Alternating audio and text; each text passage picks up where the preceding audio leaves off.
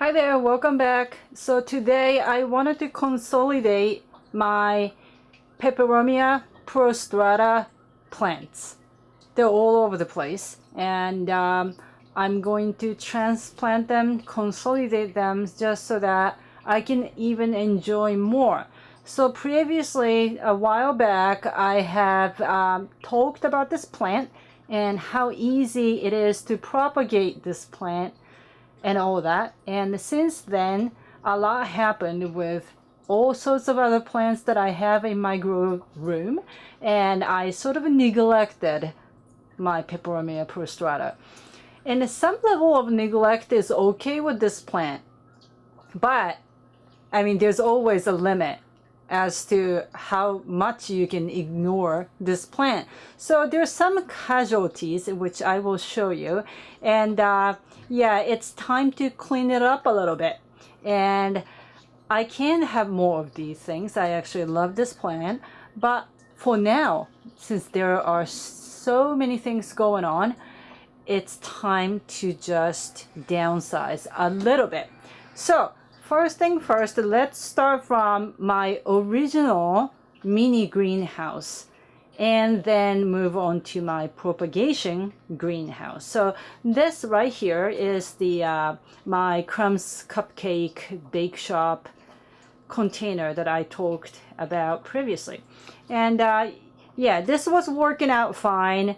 I still haven't been to their new locations to get new containers. So this is the original one. It's looking pretty old and dirty. So I wanted to get rid of this container itself. If I wanted to get a you know, this high tall lid container, then I will just get a new one.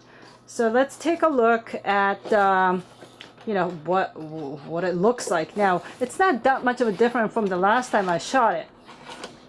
All right.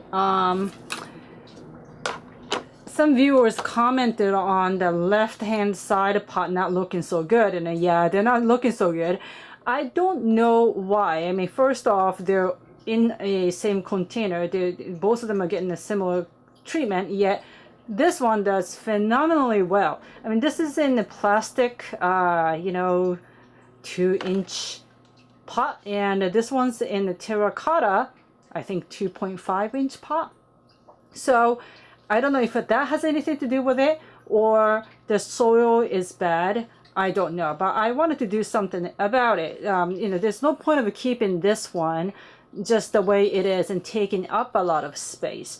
So what I thought about it is that this here can be kept sort of as is. I really don't see any reasons why it needs to be different.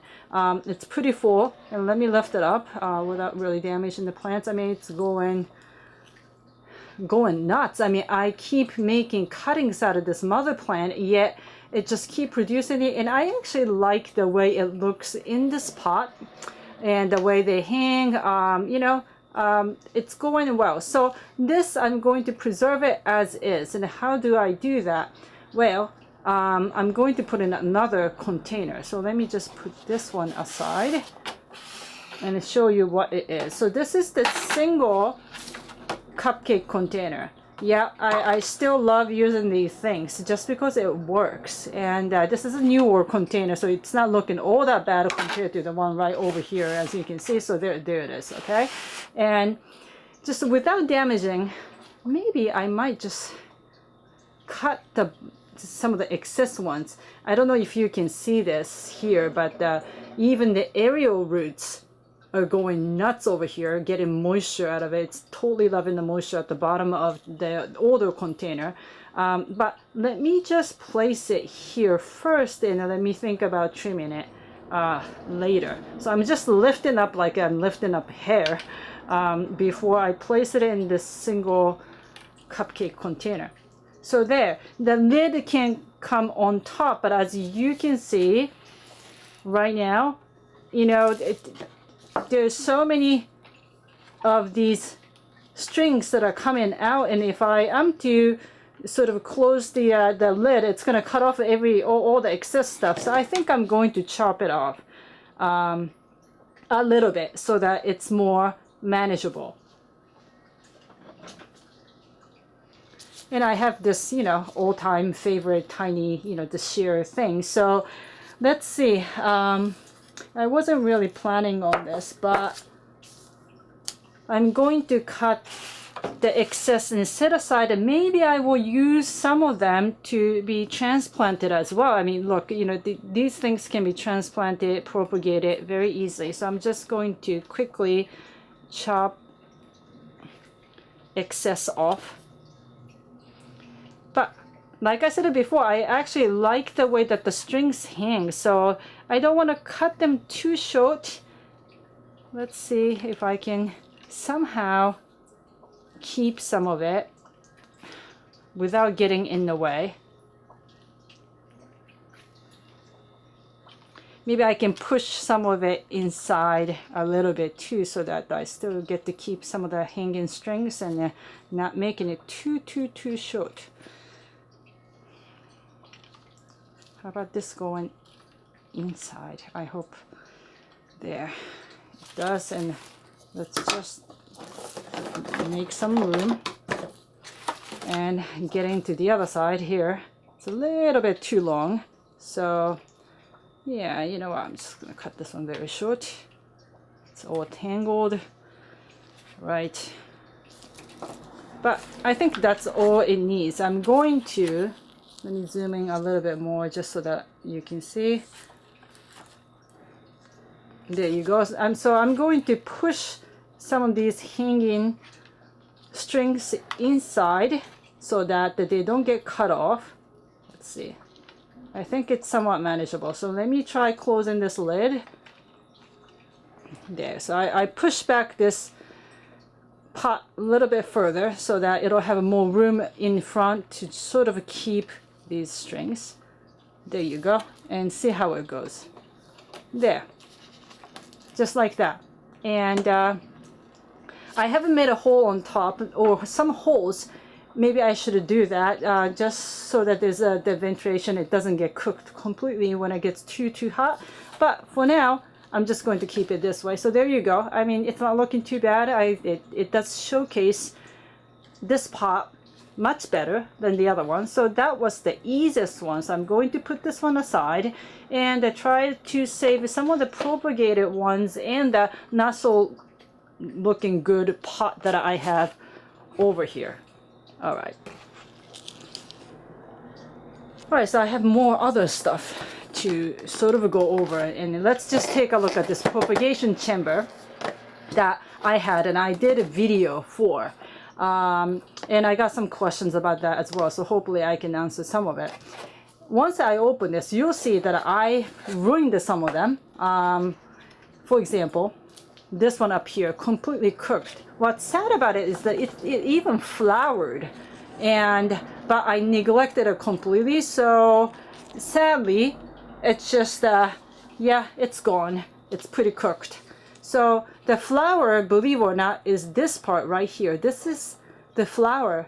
Yeah, it looks very insignificant, and I'm not really checking for that flour either. I mean, I could care less if it flowers, it doesn't flower. But anyway, as you can see, just all dark, dead. Very unfortunate. It's totally my fault. So just zooming back out, as you can see, though, some of them are doing okay. It's just that the moisture was somewhat uneven. This side, as you can see, the water coming out here was collecting so much water from the evaporated, you know, the moisture, and yet the first row of these three weren't really that watered all too much. So yeah, that's another problem. If you don't check it time to time, even once a week should be enough. But honestly, I kind of went without checking for good 2 to 3 weeks. So that's the results of it, unfortunately. All right, but there's a way to salvage this, so that's what I'm going to try to do.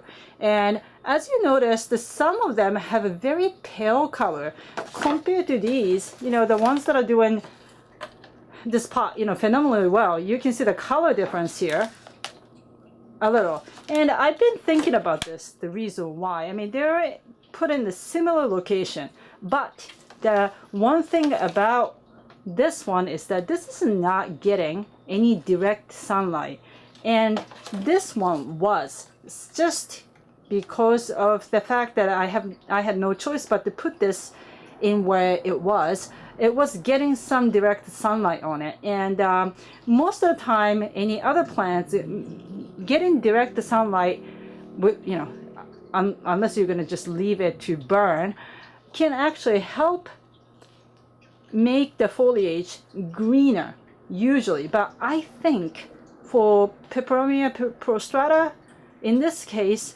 this one really doesn't take a lot of sunlight. Well, I should say it doesn't require a lot of sunlight. So basically, it's better off keeping it in a shadier place. So I believe that's what I'm going to do, and see if that makes any difference, because I'm curious about it. All right, so let's just repot these things. Some of them anyway. I'm going to be somewhat picky about it. So after sort of like searching for a container, I found this one. This is for bonsai planting. So what's great about this type of container for Peperomia Prostrata is that it's shallow. The peperomia really is not going to root deep at all. So there is no point of picking a pot with really, you know, a lot of height. It just really does nothing. So this is pretty perfect. As you can see, in comparison to my hand, it really isn't that big. There you go. The only thing is that the drainage is pretty large. You know, this was a bit surprising. I didn't see this in the photos section when I purchased it. So I didn't know, but there's a solution to it. I'm going to use this one. Sometimes I use paper towel to just lay at the bottom, but this one's a little bit different. This is something you can just purchase at any 99-cent store, and this come in a roll. And what this is for is to sort of line drawers, and it's pretty inexpensive. I'm sure it's some kind of a plastic. You know, it's not paper. So I'm just going to put this at the bottom so that the soil doesn't escape, and I'm going to fill this one. Roughly to maybe midpoint or so. This is pre-moistened, half potted mix, and the other half is a combination of vermiculite, perlite, and coco coir. My sort of like the usual mix, like a no-brainer mix. All right, so, and it works for most of it. And the Peperomia Prostrata, again, it's really not that picky about the soil itself, as long as it gets some kind of a nutrients. And I, you know, water it with my fresh fish water, tank water. So I think that's going to be just fine. It's been working out okay. All right, so yeah, I don't want to pull them off harshly from the soil, so maybe I should just leave some room to the top, but I'm feeling it pretty close to the top. If it's too much, then I'll take it out later. We'll just kind of a play by ear, so to speak. All right, I'm lightly packing the soil, so it's not going to be too loose. I don't normally deal with square pots, so I'm just making sure that the corners are filled so it's even. And let's see what we got here. So this is the setup that, you know, I'm going to use. I'm going to set it aside because I just wanted to see what we got here and how we can take this thing out. So let's start from this one. I don't know how easy. This part of the soil is a little bit dry, so I don't know how well this is going to do. Well, this whole thing came off, so I'm going to lift it up and see if I can get rid of some excess soil. And here we go. Right, maybe this chunk can come off too. Yep, it came off. And yeah, that's it. You don't even see a lot of roots here, and that's just the way it is. So I'm just going to push aside, bring this back in, and I'm just going to just lay on top, just as the way that I propagate. And maybe just let the longer part just hang so that it goes outside. So I will do the rest, and I will come back just so that you don't have to keep watching the same thing that I do. I'll just show you the end result. And yeah, just 2